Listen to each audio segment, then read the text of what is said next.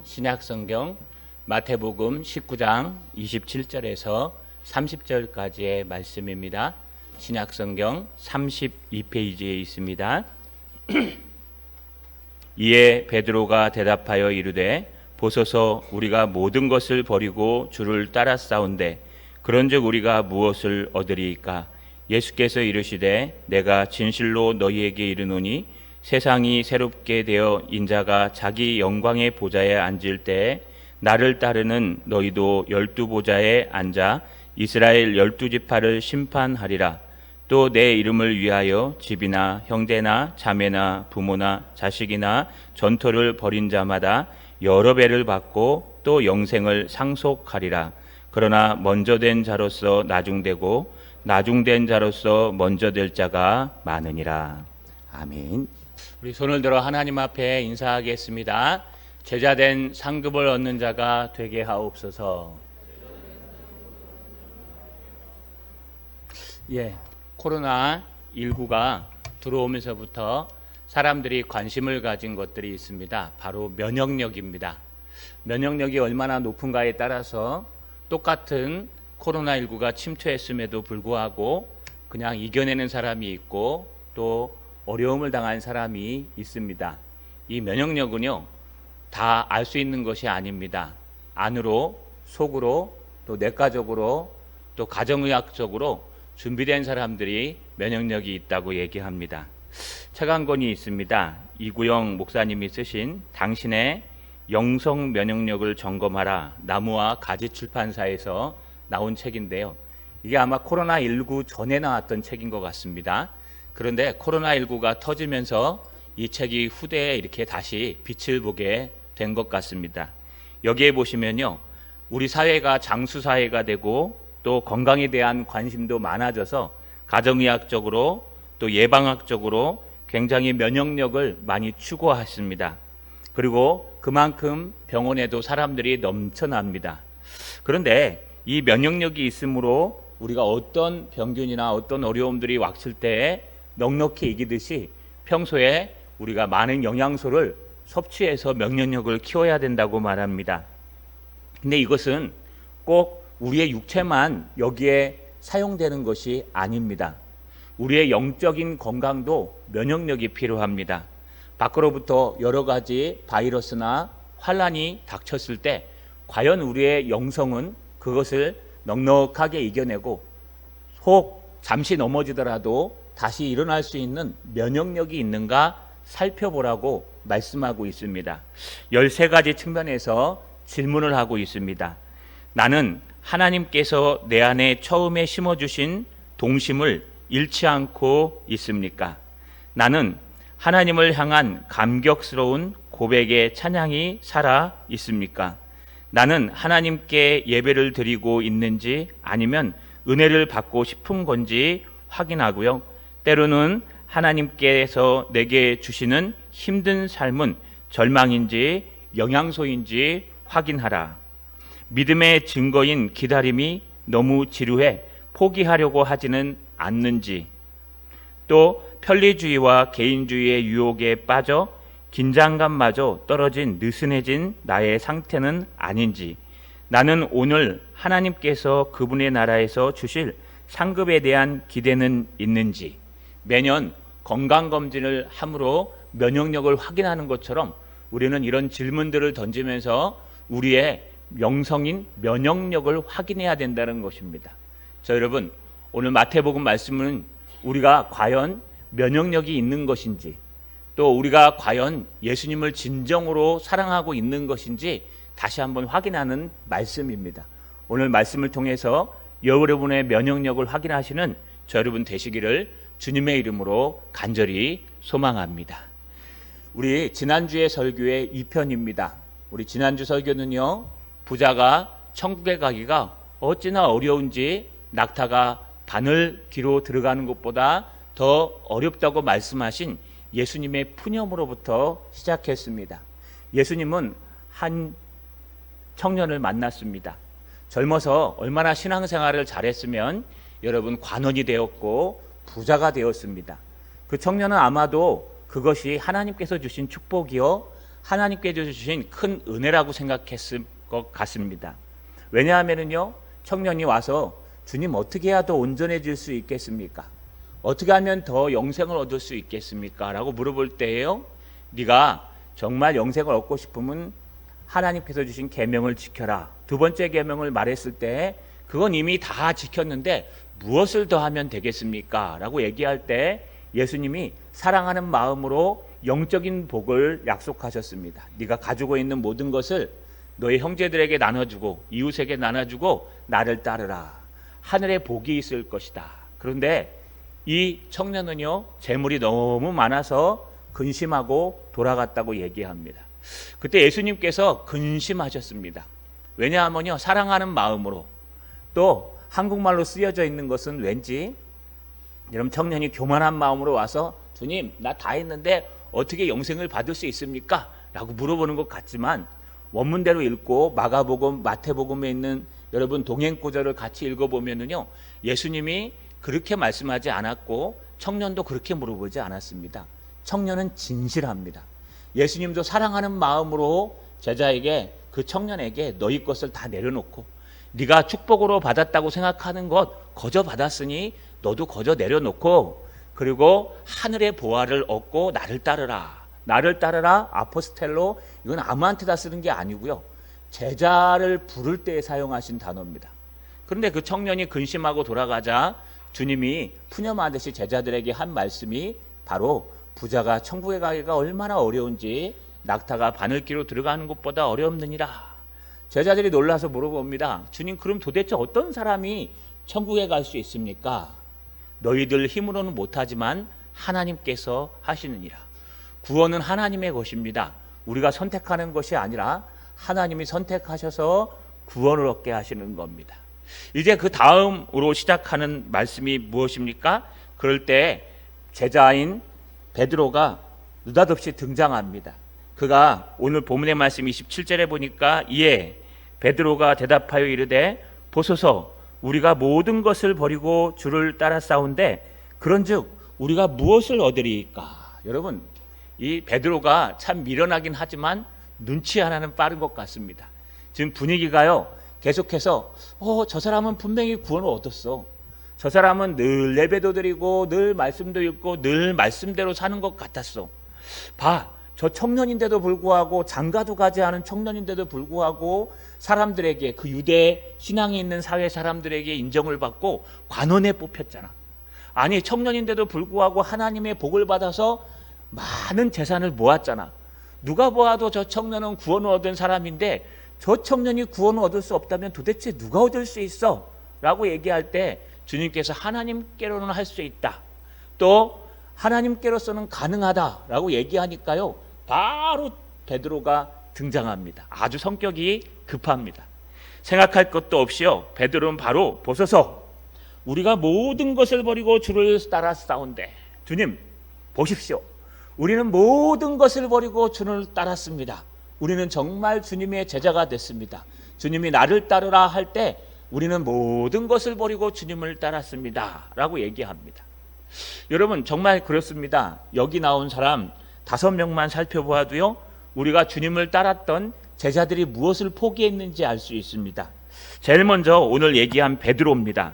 베드로의 부르심에 대해서 베드로와 안드레는요, 누가복음 5장 1절에서 11절, 마가복음 1장 16절에서 20절을 조금 더 읽어보시면요, 게네사렛 호숫가에 서서 주님이 사역하실 때 밤새도록 고기를 잡다가 한 마리도 못 잡고 들어오는 베드로의 배를 타시고 주님께서 깊은 데로 가자, 그리고 그물을 던지라고 말씀하셨습니다. 베드로는요, 거기서 잔뼈가 굵은 사람입니다.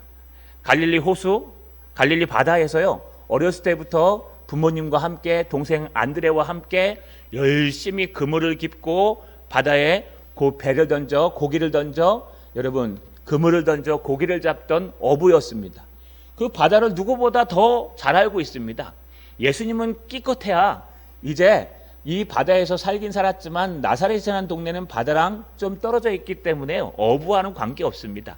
전문가도 아니신 예수님께서 자, 배 타자, 깊은 데로 가자, 그물을 던져라 라고 얘기할 때 베드로는 자기의 이성과 상식과 자기의 경험을 내려놓고 예수님, 내가 여기서 잔뼈가 굵었는데요, 내가 밤새도록 고기를 잡아도 못 잡았습니다. 그러나 주님의 말씀을 의지하여 제가 한번 던져보겠습니다 하고 던졌는데요, 두 배가 가득 찰 정도로 여러분 그물에 고기가 많이 잡혔습니다.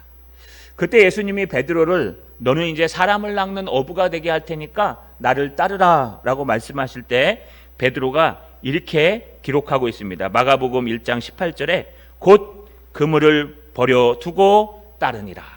베드로는요, 자기 일평생 생활하고 있던 직업, 자기 일평생 벌어먹고 살았던 그물, 여러분 이 도구들을 다 내팽개치고 오직 예수 그리스도를 안드레 동생과 함께 따랐던 것을 볼 수 있습니다. 거짓말이 아닙니다. 보소서 우리가 모든 것을 버리고 주를 따라 싸운대. 주님, 저 평생 벌어먹고 살았던 내 직업을 포기했습니다.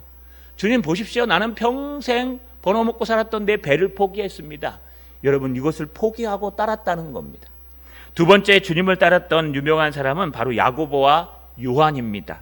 이 형제들도 베드로와 아마 같이 그 근방에서 배를 노저 아마 여러분 어부 생활을 한 것 같습니다. 마가복음 1장 19절에서 20절에 보시면 자세히 등장하는데요, 세베대의 두 아들이었습니다.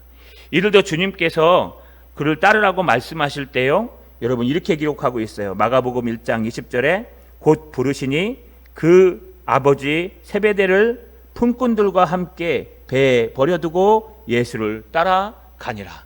더합니다.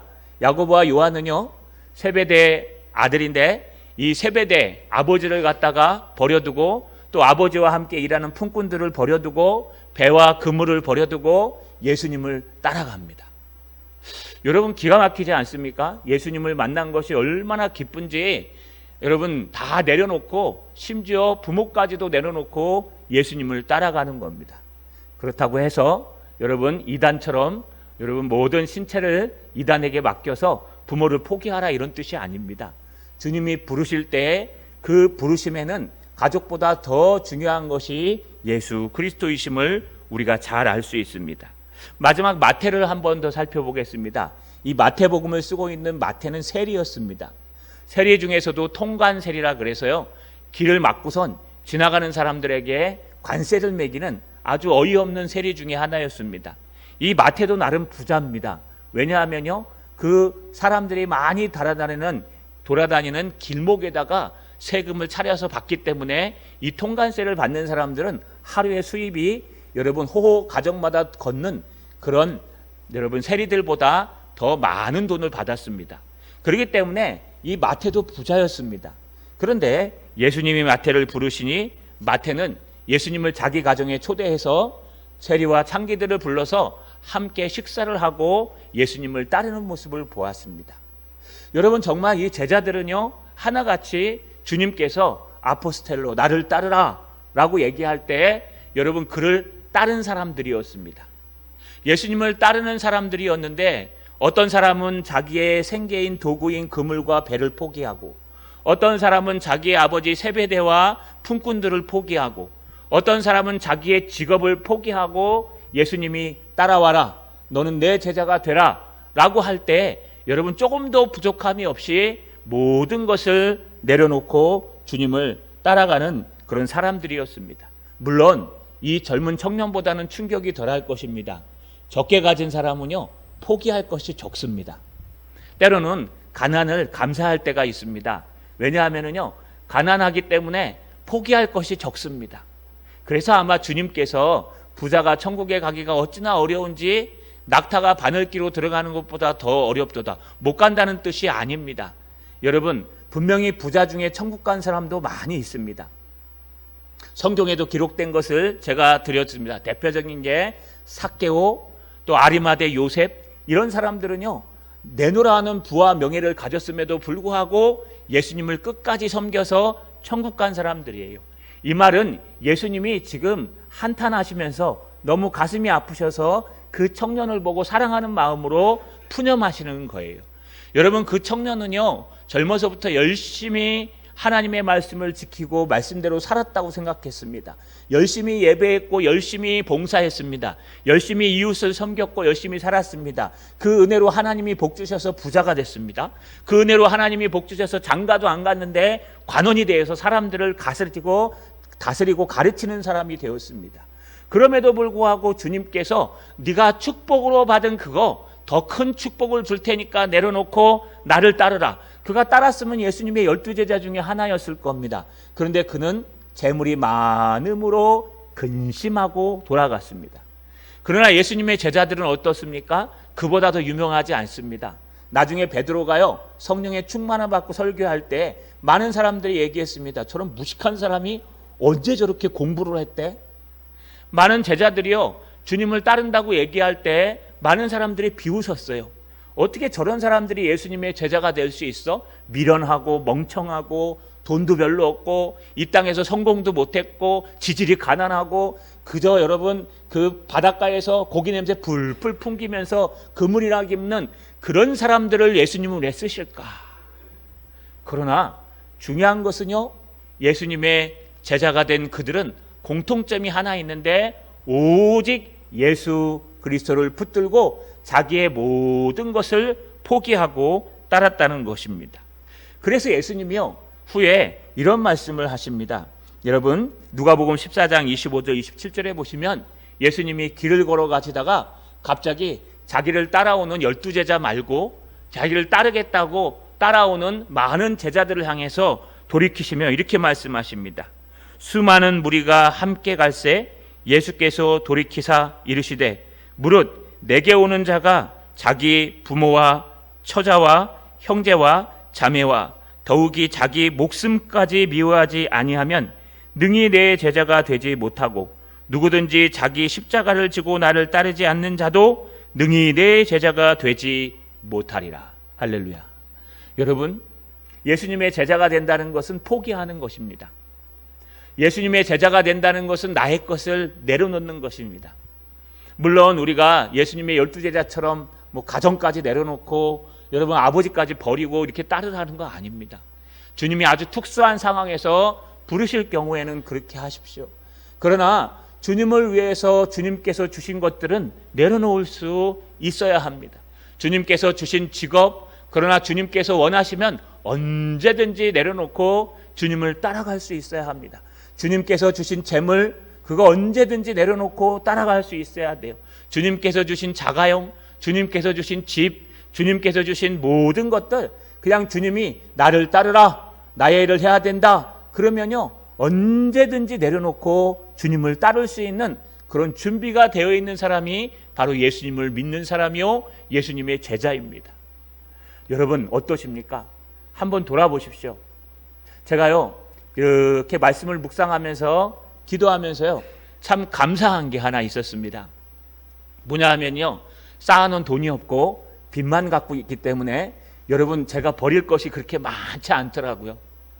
그래서 제가 늘 생각하기를, 참 집이 한 채 있으신 분들은 얼마나 시험이 들까. 그 집 내려놓고 나를 따르라 그러면 과연 그 집을 내려놓을 수 있으실까. 또 여러분 통장에 조금 많이 꽂혀 계신 분들은 얼마나 가슴이 아프실까. 그 돈을 가난한 사람들에게 주고 나를 따르라 그러면 과연 따라갈 수 있을까. 좋은 차를 타고 다니신 분은, 요즘 차는 그러니까요, 그죠? 여러분 많은 것들을 가지신 분들은 어떨까. 그런데 가만 돌아보니까요, 건강도 엉망이요, 재산도 별로 없고, 아무것도 없는데, 내가 포기할 것이 여러분보다 더 없더라고요. 그래서 하나님 앞에 감사했습니다. 하나님, 가난함을 감사합니다. 왜요? 그런 시험 들 일은 없으니까요. 그래서 여러분, 이런 묵상을 해봤어요. 많이 가지면 가질수록 더 많이 하나님을 섬겨야 돼요. 할렐루야.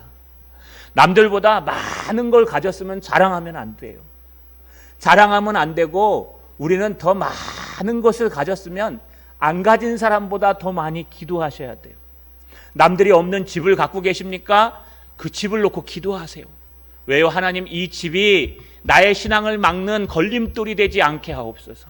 남들보다 물질을 많이 가지셨습니까? 물질을 놓고 기도하세요. 하나님, 이 물질이 나의 신앙을 막는 그런 물질이 되지 않게 하옵소서. 여러분 다 내라는 뜻 아닙니다. 우리는 이단이나 여러분 다른 단체가 아니에요.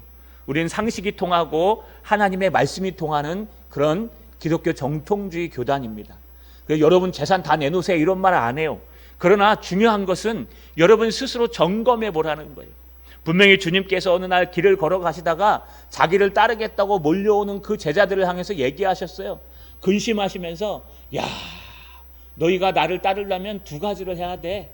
무엇을 해야 돼? 너희가 지금 갖고 있는 모든 것보다 나를 더 가장 사랑해야 돼. 그 사랑하는 방법이 뭔지 알아? 네가 갖고 있는 것을 포기할 수 있느냐는 거야.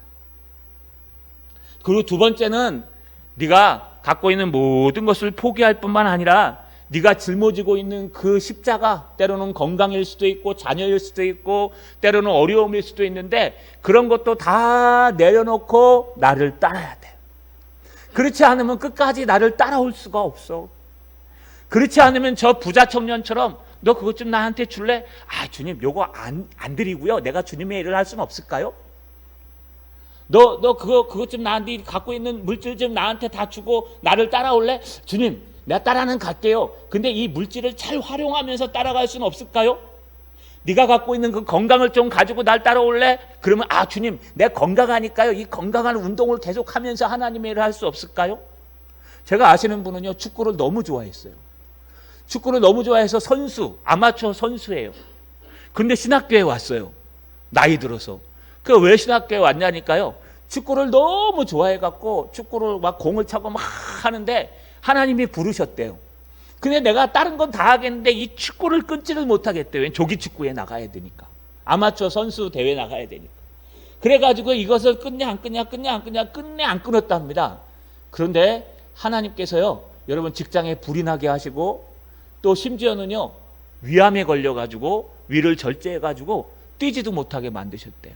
그러고 나서 전부여 의지옵소서 다 내려놓고 아무것도 없이 주님의 길을 걷기 시작하니까 주님이 그때부터 문을 여시고 그때부터 신학을 하게 하시고 그때부터 가정을 주님이 먹여 살리시더래요.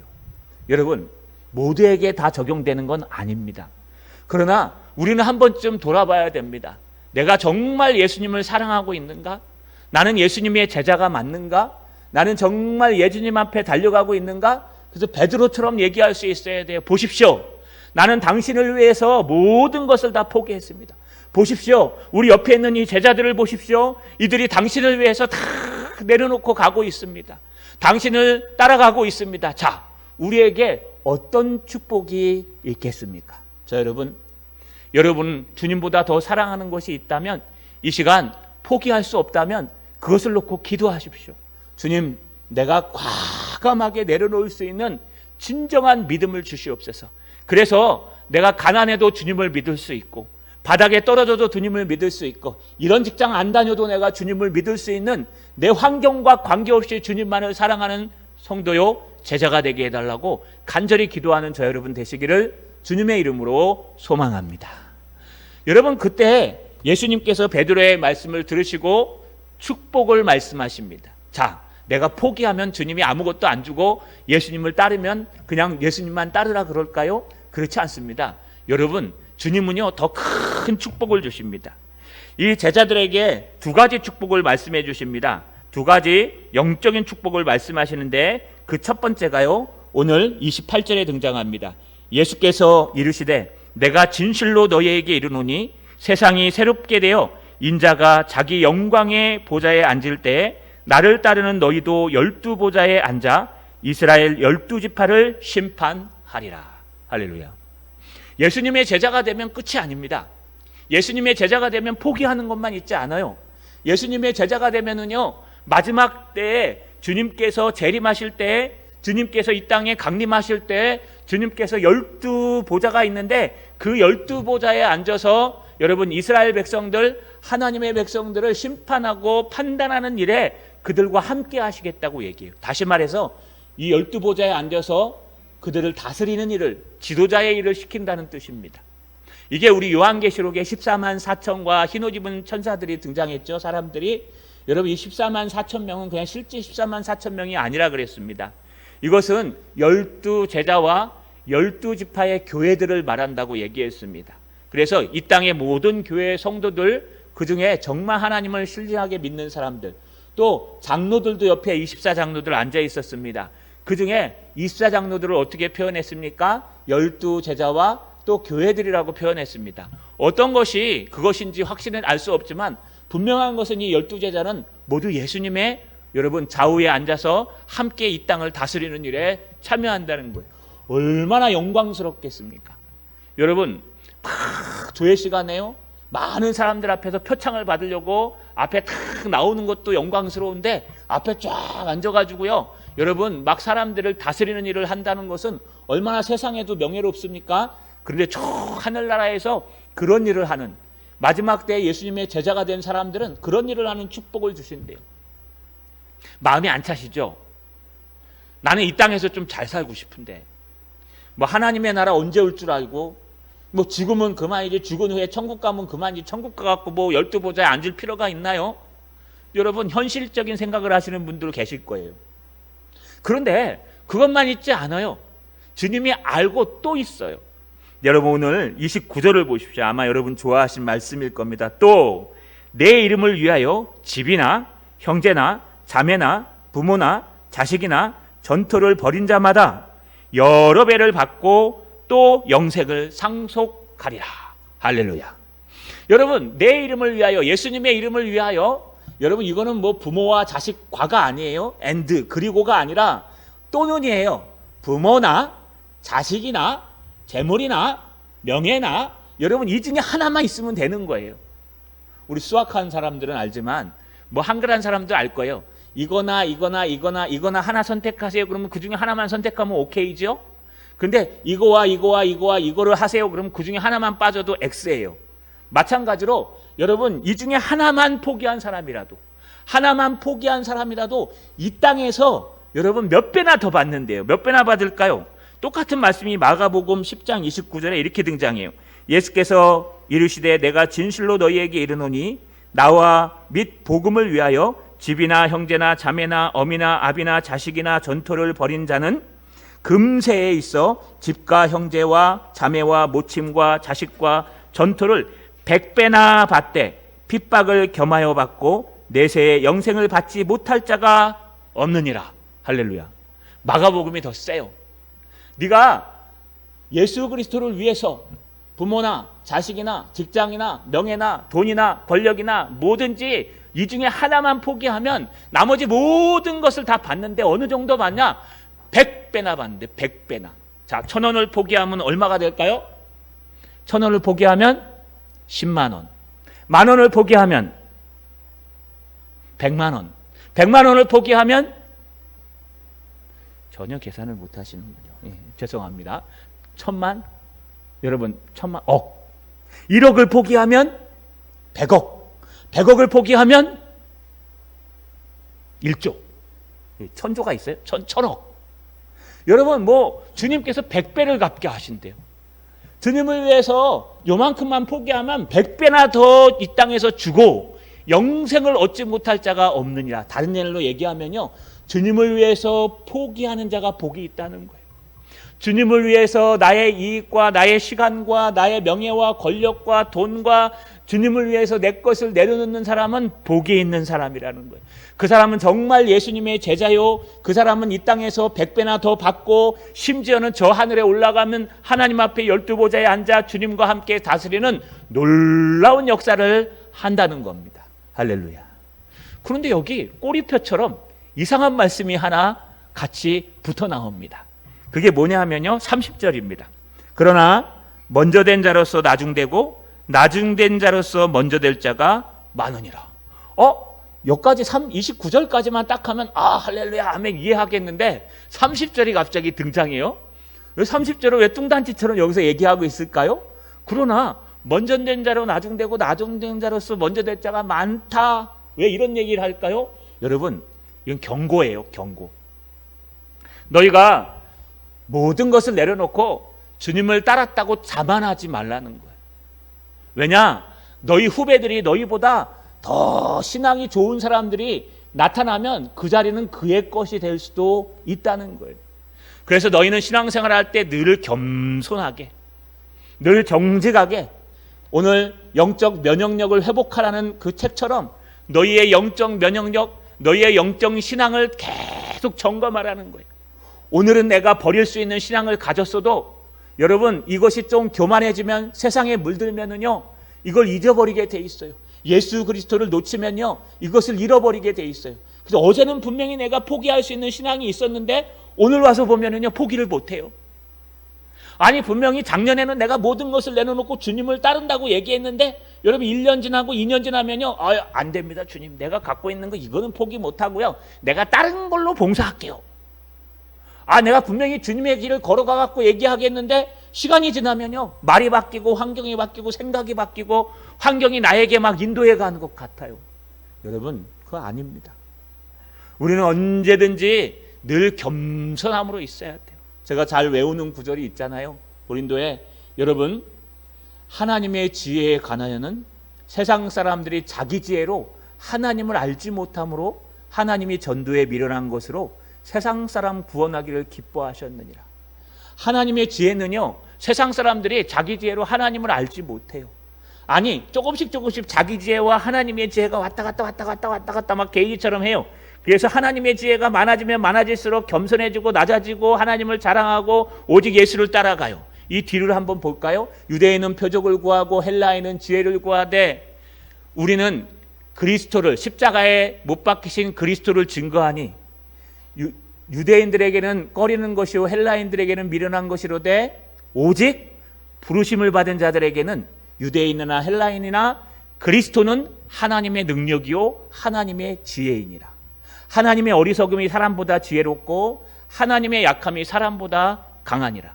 너희를 돌아보라. 너희 중에 지혜 있는 자가 어디 있으며 또 너희 중에 강한 자가 어디 있느냐? 문벌 좋은 자가 어디 있느냐? 너희는 다 그런 사람들이 아니냐? 그러니 너희는 스스로 자랑하지 말라고 성경은 말하고 있어요. 자랑할 거면 예수를 자랑하라. 여러분, 무슨 뜻입니까? 우리의 지혜와 하나님의 지혜가 계속 마주치고 있다가요, 세상 지혜와 세상 상황과 하나님의 상황이 마주치고 있다가 이게 이겼다, 저게 이겼다, 이게 이겼다, 저게 이겼다 하다가요, 어느 순간에 나는 주님을 위해서 이것도 포기하고 저것도 포기하고 이거 포기했는데 여러분, 그 오래 울고 먹지 못해요. 1년, 2년, 3년 지나고 나면요, 포기한 건 어디 간 데 없고 포기한 것만 자랑하고요, 나중에 주님 앞에 얻은 것, 주님께서 축복하신 것, 주님께서 주신 것 싹 사라져요. 많은 사람들이 개척을 합니다. 개척을 해갖고 막 성공을 해요. 개척할 때는 주님밖에 없다고 그러고 죽고 싶다 그러고 막 하나님밖에 없다고 막 그러다가요, 교회가 좀 잘 돼갖고 부흥해서 이제 몇천 명 딱 되고 나면요, 야, 내가 옛날에 그 천막에서 개척했는데 내가 이런 대단한 사람이야, 나 이런 경험한 사람 있으면 나와보라 그래, 자기 자랑하고 있어. 그때는 죽을 뚱살뚱 하나님밖에 없었는데. 여러분, 이게 인간 마음이에요. 인간은요, 주님 앞에 잠시 포기해도 계속 포기는 못해요. 인간은 주님 마음에요, 계속적으로 주님 앞에 내려놓지 못해요. 그래서 정말 예수님의 제자는요, 날마다 포기하는 사람이에요. 주님, 오늘은 뭘 내려놓을까요?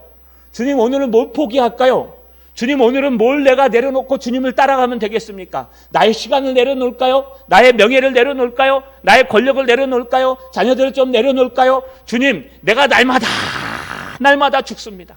내가 날마다 예수 그리스도를 바라보며 오늘도 포기하고 내일도 포기하고 내 자존심도 포기하고 내 자긍심도 포기하고 내가 오직 예수 그리스도가 나의 힘이요 나의 능력임을 알고 그분을 따라가겠습니다. 할렐루야. 말씀을 마치겠습니다. 여러분, 날마다 가지시는 사람 되지 마시고 날마다 예수님을 위해 포기하는 사람 되셔서 언제든지 주님이 부르실 때 아멘 하고 달려갈 수 있는 진정한 예수님의 제자 되시기를 주님의 이름으로 축원합니다.